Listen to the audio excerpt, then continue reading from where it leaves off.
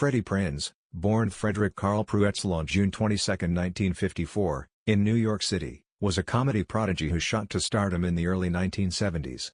His story is one of brilliance and tragedy, a young man who captured the hearts of millions with his sharp wit and endearing persona, only to have his life tragically cut short. Prinze's ascent in the world of entertainment was swift, but the pressures of fame, combined with personal struggles, led to a heartbreaking conclusion. Freddie Prinze was more than just a comedian, he was a symbol of hope and representation for many in the Hispanic community, a trailblazer who broke through barriers in an industry that had long been unwelcoming to people of color. Yet, behind the scenes, Prinze was fighting battles that few knew about, battles that would ultimately consume him. Freddie's life began in the tough, working-class neighborhoods of Washington Heights in Manhattan. His father, Edward Carl Pruetzel, was a German immigrant, and his mother, Maria Graniela Pruetzel, was of Puerto Rican descent. The mix of cultures in Freddie's household gave him a unique perspective on life, but it also made him the target of ridicule. He was teased for his mixed heritage, and these early experiences with bullying left deep emotional scars. From a young age, Freddie sought refuge in humor, using it as a tool to navigate the challenges of his environment. He found that making people laugh gave him a sense of control and acceptance that he craved. This early love for comedy set the stage for what would become a remarkable, though tragically short, career. Despite the difficulties at home and in his neighborhood, Freddie's mother recognized her son's talent and enrolled him in the prestigious Fiorello H. LaGuardia High School of Music and Art and Performing Arts. It was here that Freddie's comedic abilities truly began to blossom.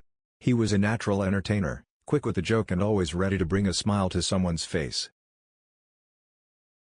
Freddie's big break came when he was just 19 years old, a time when most are still figuring out who they are and what they want to do with their lives.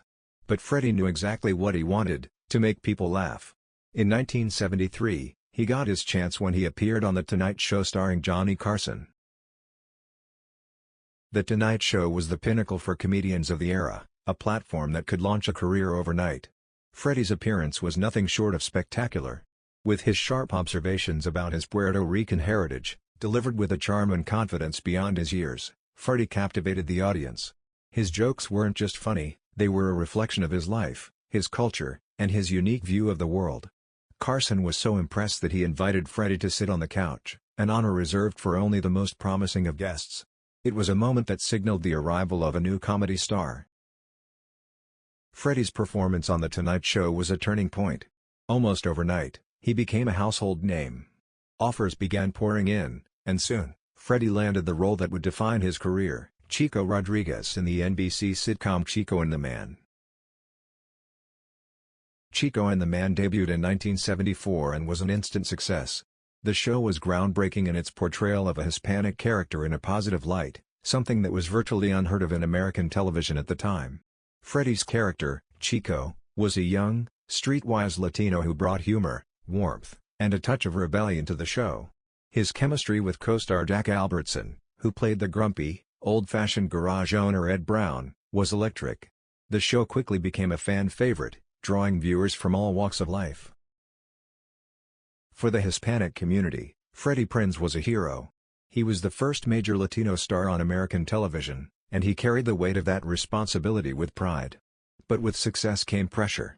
Freddie was not just an actor, he was a symbol of hope for many, a role model who showed that it was possible to break through the barriers of race and ethnicity. As Freddie's star rose, so did the pressures on him. The success of Chico and the Man made him a celebrity almost overnight, and with that celebrity came expectations that weighed heavily on his young shoulders.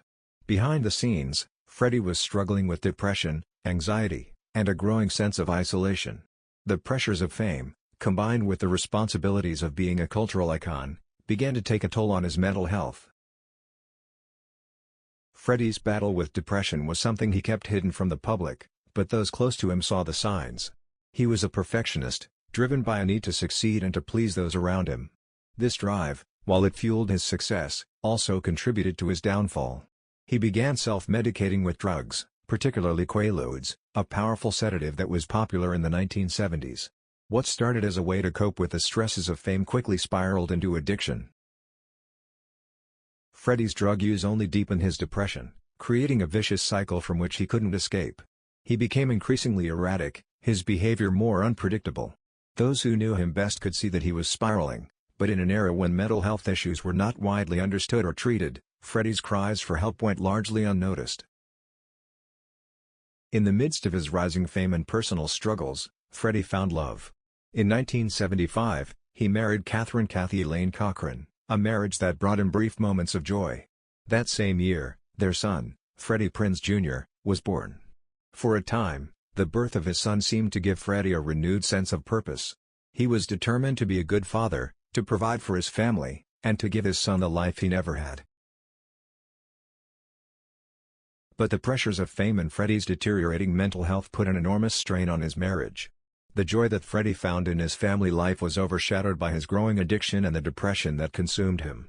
Kathy, who loved Freddie deeply, found herself unable to reach him as he sank further into despair. The marriage, which had started with so much hope, began to crumble. By late 1976, Freddie and Kathy were separated, a devastating blow for Freddie, who was already struggling to keep his head above water. The separation marked the beginning of the end for Freddie, who felt like his world was falling apart. In the early hours of January 28, 1977, the world of comedy was dealt a devastating blow. After a series of desperate phone calls to friends and family, during which he expressed feelings of hopelessness and despair, Freddie Prinze took a .32 caliber gun from his apartment and shot himself in the head. He was just 22 years old. Freddie was rushed to the UCLA Medical Center, where doctors fought to save his life, but the damage was too severe. On January 29, 1977, Freddie Prinze was pronounced dead, leaving behind a world that was shocked and heartbroken. The official cause of death was ruled as suicide, but for many, it was difficult to comprehend how someone who had brought so much joy to others could be in such pain. Freddie's death sent shockwaves through the entertainment industry and the Hispanic community. Fans mourned the loss of a talent that had shone so brightly, only to be extinguished far too soon. His death also sparked a conversation about the pressures of fame and the toll it can take on young stars. For many, Freddie's story was a stark reminder of the importance of mental health and the dangers of untreated depression and addiction. Despite his brief career, Freddie Prinze left an indelible mark on the world of comedy and television. He was a trailblazer, a pioneer who opened doors for future generations of Hispanic performers. Chico and the Man remains a beloved show, not only for its humor but also for its cultural significance. Freddie's portrayal of Chico Rodriguez broke stereotypes and showed audiences that Latinos could be more than just side characters or comic relief, they could be the stars. Freddie Prinze Jr., who was just an infant when his father died, grew up to follow in his father's footsteps, becoming a successful actor in his own right. Though he has spoken of the pain of growing up without his father, he has also expressed pride in Freddie Prinze's legacy. The younger Prinze has carried on his father's name with dignity, ensuring that Freddie's contributions to entertainment are not forgotten. Freddie's death also had a lasting impact on the conversation around mental health in the entertainment industry. In the years since his passing, there has been a growing recognition of the need for support and resources for those struggling with mental health issues, particularly in the high-pressure world of